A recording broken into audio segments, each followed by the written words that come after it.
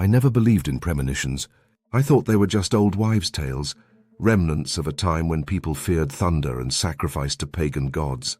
But that day, that cursed day, turned my entire life upside down. I remember how my hands were trembling as I parked in front of my parents' house. My dad's old Honda was still in its usual spot. Right next to it sat my brand new crossover, a gift to myself for my recent promotion. "Mia, are you okay?" Daniel touched my shoulder. He was sitting beside me, so breathtakingly handsome. Dark hair, grey eyes looking at me with concern. "You've been holding the ignition key for 5 minutes." "I'm just nervous," I smiled, trying to hide the inexplicable anxiety. "My parents are complicated." "Come on," he said lightly, brushing his fingers against my hand. "I survived my thesis defense in front of a panel of grumpy professors, and I even presented to Japanese investors. How scary can your parents be?" I laughed at his confident face. "My Daniel, a programmer, smart and determined. We met 6 months ago at a cafe where I took shelter from the rain. Then came long talks about books, walks in the park, road trips out of town, and now meeting my parents." The door opened before I even rang the bell. Mom had been watching from the window, waiting for us. "Mia!" She hugged me tight, smelling of fresh pastries and Chanel perfume. "Finally, we've been waiting so long. Mom, meet Daniel." I nudged my fiancé forward. "Hello, Rebecca," Daniel said, handing her a bouquet. "Mia talks about you all the time." I expected to see her usual warm smile, but something went horribly wrong. She looked at Daniel, and all the color drained from her face. Her lips trembled, and the bouquet slipped from her loosened fingers. There was such terror in her eyes, I had never seen anything like it. "Mum, what's wrong?" I stepped toward her. "Who's here?" came my dad's voice from inside. He walked into the hallway, wiping his hands with a towel. "Oh, you're finally here. Let's see your—" He froze mid-sentence. His eyes locked onto Daniel's, filling with such dark rage that I instinctively moved to shield my fiancé. "Dad, this is—" "Get out!" he said so quietly I barely heard him. "Get out of my house." "What?" I looked back and forth between him and Mom, stunned. "Get out!" he suddenly roared. For the first time in my life, I saw my calm, collected father completely lose control. "Now!" Daniel turned pale, spun around and ran out. "What have you done?" I whispered, feeling a wave of anger rising inside me. "What the hell is going on here?" Dad stood there with clenched fists, like he was ready for a fight. Mum pressed herself against the wall, covering her mouth with her hand. "Will you explain to me what just happened?" I was shaking with fury. "What the hell was that?" He ran off in shock. "He's not coming back here," Dad said, each word like a nail driven into wood. "And that's final. You do best to forget him." "Dad, that's Daniel, my fiancé. We're getting married in 2 months." I stepped closer to him. "What is wrong with you two?" "Fiancé." He gave a crooked smile. "You have no idea who he really is, and it's better you don't." "Then tell me," I snapped, no longer holding back. "What did he ever do to you? You've never even met him before." Mum let out a sob and ran down the hall. I heard her bedroom door slam shut. Dad let out a heavy sigh. "Sit down." He nodded toward the kitchen. "We need to talk." "To hell with talking," I yelled, swearing in front of him for the first time. "I want to know why you just humiliated the man I love." In the kitchen, he pulled out a bottle of whiskey, poured himself half a glass, and downed it in one gulp. "Dad, what's happening?" "That guy," he set the glass down on the table. "He's not who you think he is." "What are you talking about?" My confusion was giving way to fear. "I've known Daniel for 6 months. He's a programmer, works at an IT company. He has no parents. He was raised by his grandfather." "Enough!" My dad slammed his fist on the table. "The more you dig, the worse it'll be for everyone. Some things are better left in the past." "I can't believe this." I shook my head. "What are you hiding? Who is he?"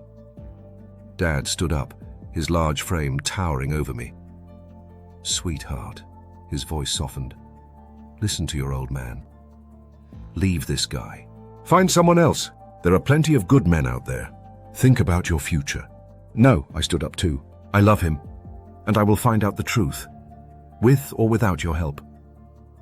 I walked out of the kitchen, feeling his heavy gaze on my back. Something terrible was going on in our family, and I was determined to uncover it. I didn't go home after leaving my parents' house. Daniel wasn't answering his phone, and his neighbor said he'd packed a bag and gone to a friend's place. I needed to think, to make sense of this madness, so I went to the one place that always calmed me, the old riverfront. The autumn air was damp and chilly, I sat on a bench, replaying the look in my father's eyes. Fear. That's what I saw beneath his mask of anger. A raw, primal fear. My phone buzzed. A message from Mum. "Come tomorrow. We'll talk. Forgive us." Short sentences hiding so much left unsaid. The house was empty in the morning. There was a note on the fridge. Had to rush to Aunt Grace's. Key to the attic is on the pantry shelf. There are boxes with your old things. Mum, weird. Aunt Grace lived in the next state, and they rarely visited her. Why so sudden? And why mention my stuff now? The attic was dusty and dark. In the corner were cardboard boxes labeled Mia. I rummaged through childhood treasures, badges, dolls, school notebooks. In the last box, under an old dress, I found a yellowed envelope. Inside was a photograph. My parents, young and smiling in the garden gazebo, and next to them a little boy about 5 years old. Dark hair, serious eyes. My scalp went cold. The boy looked so much like Daniel. On the back, faded ink read, "Summer 1995 with Danny." Danny? Who was Danny? My parents never had a son. I was an only child. Where did this boy come from? I went down from the attic with the photo in hand. Horrible thoughts were starting to form in my head. I could go to the neighbors, to old Mrs. Parker, who'd lived here forever and knew all the gossip.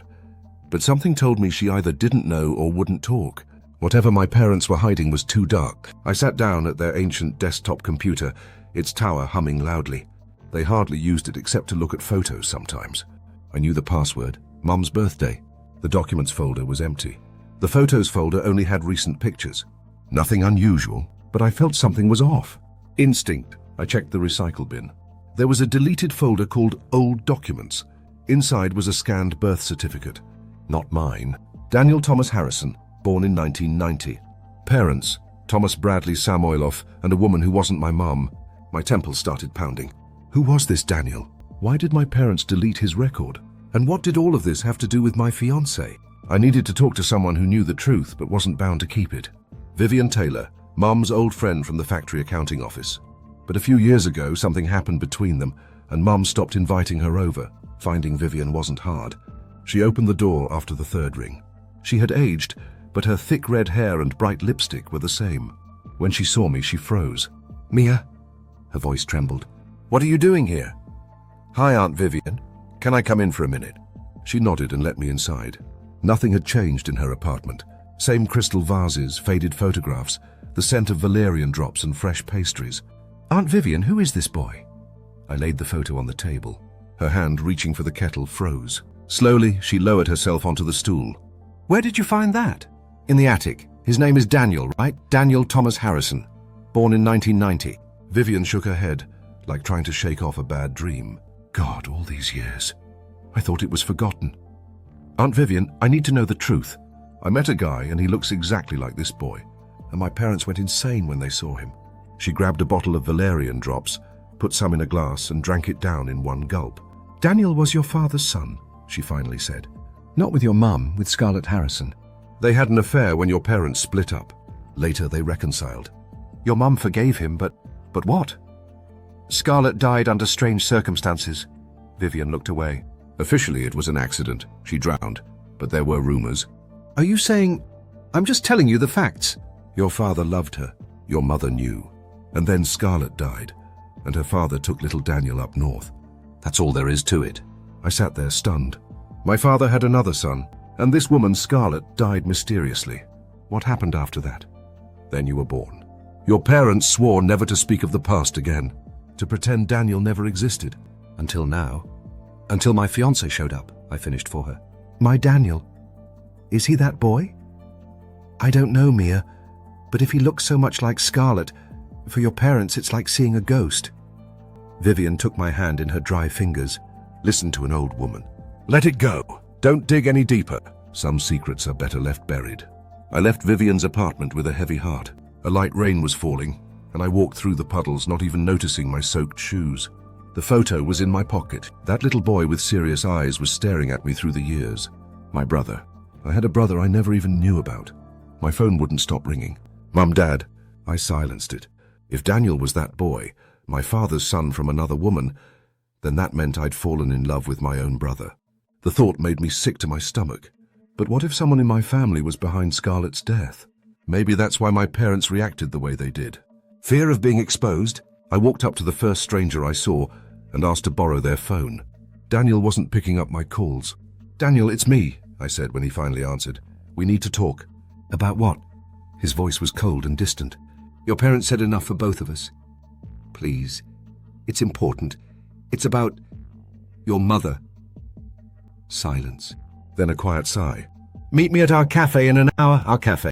The little place where we first met. I arrived early and ordered 2 teas. Daniel walked in exactly an hour later. Pale, eyes red from crying. "I'm listening," he said, sitting across from me. I placed the photo in front of him. He stared at it for a long time without touching it. "Where did you find this?" "At my parents' house." "Daniel, who are you?" I looked straight into his eyes. "Are you Daniel Harrison?" He flinched like I'd hit him, then slowly nodded. "Yes, my name is Daniel Harrison.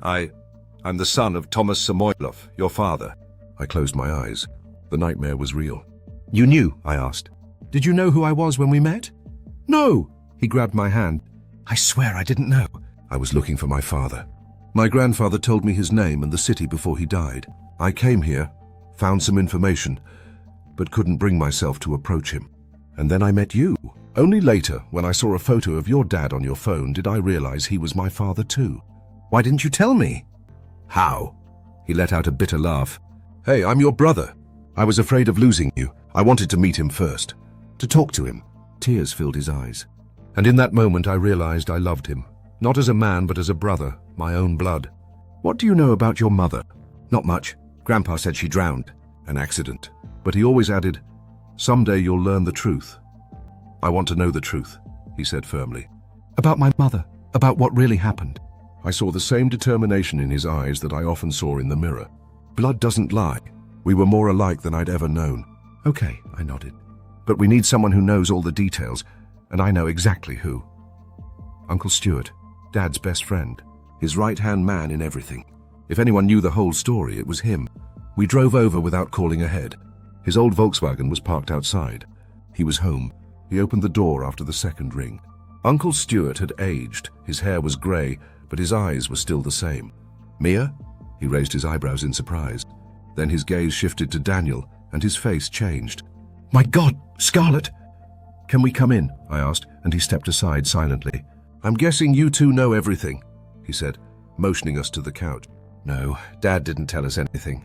We found it out ourselves, most of it." Uncle Stuart pulled out a bottle of whiskey and poured 3 shots. "We're gonna need this to the reunion." We drank. Daniel winced but didn't refuse. "I want to know what happened to my mother," he said, looking Uncle Stuart straight in the eye. "What happened to Scarlett?" "Why dig up the past?" Stuart looked away.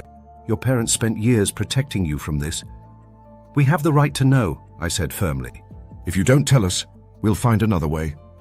Uncle Stuart knocked back his second shot. "All right. But it's a dirty story, and no one comes out innocent." He began speaking softly and evenly. "Scarlett did drown, but it wasn't an accident. She walked into that water herself." "She what?" Daniel whispered. "Yes, but not by choice. They drove her to it. They hounded her until she broke, and leading that torment was my brother, Gregory." "Brother?" I asked, confused. "My younger brother." "You don't know him. He left town long ago." After what happened, there was no place for him here. Gregory had been in love with Scarlett since school. But she chose your father. He lost his mind with jealousy. Started following her, threatening her. When he found out she was pregnant, he went completely crazy. Spread rumors that she was sleeping around. Set her up to look guilty in front of everyone. And he succeeded. Your father believed the baby wasn't his. Did he leave her? Daniel asked hoarsely. Yes, he went back to your mother, Mia. And Scarlett was left alone with a ruined reputation. In a small town like this, no one forgives that. Gregory kept tormenting her, and one night she just couldn't take it anymore. She went to the lake and... He didn't finish. Daniel was crying quietly. I wrapped my arms around his shoulders. Did my dad ever find out the truth? I asked. He did, but it was too late. After a paternity test proved that Daniel was his son. He tried to find him then, but your grandfather had already taken the boy away. Your dad decided not to reopen the wound, for himself, for the boy, for your mother. He buried that story. Until yesterday, we left Uncle Stuart's house holding hands like a brother and sister who had just found each other. Daniel was silent, wiping his eyes now and then. My mind was spinning with everything we'd heard. Our mother, his mother hadn't just died. They drove her to it. "What now?" Daniel asked when we reached the car. "Now we go to our parents," I said firmly. "It's time for them to stop hiding from the past." Mum and Dad were sitting in the kitchen when we walked in. Dad's head snapped up when he saw Daniel, but I raised my hand to stop him. "We know everything," I said simply. "Uncle Stuart told us about Scarlett, about Gregory, about what really happened." Mom let out a sob and covered her face with her hands. Dad turned so pale I got scared for his heart. "Dad," I sat down next to him, "why didn't you look for him? Why didn't you tell me I had a brother?" "I thought," his voice trembled, "I thought it would be better this way, that the past should stay buried. I didn't want to reopen the pain." Daniel stood by the wall, tense, ready to leave at any second. But I saw the same longing in his eyes as in Dad. They wanted each other but didn't know how to take the first step. "It's my fault," Dad suddenly said, looking straight at Daniel. "I didn't believe your mother. I let Gregory convince me you weren't my son, and when I found out the truth, it was already too late." "I don't blame you," Daniel said quietly. "Grandpa used to tell me how easy it was back then to ruin a woman's name, how people were always ready to believe the worst." Mom lifted her tear-streaked face. "I'm to blame too. I knew Thomas loved her. When she died, I was almost glad. God forgive me. I was glad my rival was gone, and I stayed silent when we should have looked for you, helped you." Daniel stepped forward, then another step. Dad stood up to meet him, and suddenly they were hugging, awkwardly, gently, like two people afraid to hurt each other. "Forgive me, son," Dad whispered. "Forgive this old fool." "I forgive you." Daniel hugged him tighter. "I forgive you, Dad." That evening we sat in the kitchen for hours, telling each other about our lives. Daniel talked about his grandfather, who raised him with love but always mourned his lost daughter. Dad talked about how he'd tortured himself all these years, knowing the truth but too scared to say it. And I realized our family was finally whole. 6 months passed. I stood by the window at my parents' house, watching Dad and Daniel working together in the greenhouse. They were talking about something, and Dad was laughing, freely, lightly, in a way I hadn't heard in years. His hair was grayer, but he stood taller, like a heavy burden had been lifted off him. "Your tea is getting cold." Mum touched my shoulder. The worried frown she used to wear was gone. "What are you thinking about?" "How everything has changed." After that talk with Uncle Stuart, we all came together. It was a hard evening, full of tears and confessions. But that pain was cleansing. Mum cried, asking Daniel for forgiveness for not having the courage to help his mother. Dad cried for believing lies. Daniel didn't forgive them right away, but slowly he started coming over. At first rarely, then more and more often. "How's his new job?" Mum asked. "Does he like it?" "He says the team is great," I smiled. Daniel had started working at an IT company. He was developing an app. The doorbell interrupted us. Standing on the porch was Maxwell, my new boyfriend, a kind programmer with a shy smile. "Hi, Aunt Rebecca." He handed Mum some flowers. "Is Daniel here?" "He's in the greenhouse with Thomas." Mum beamed. I stepped outside. The sun was shining through the apple trees Dad had planted last fall, one for each member of the family. "So they can grow together with us," he had said then. Daniel saw us and waved. His eyes were shining with that special light people have when they finally find their home. And in that moment I understood. Sometimes the darkest secrets once revealed don't destroy. They heal. Sometimes the truth is the only way to real happiness. We all deserved a new beginning, and we got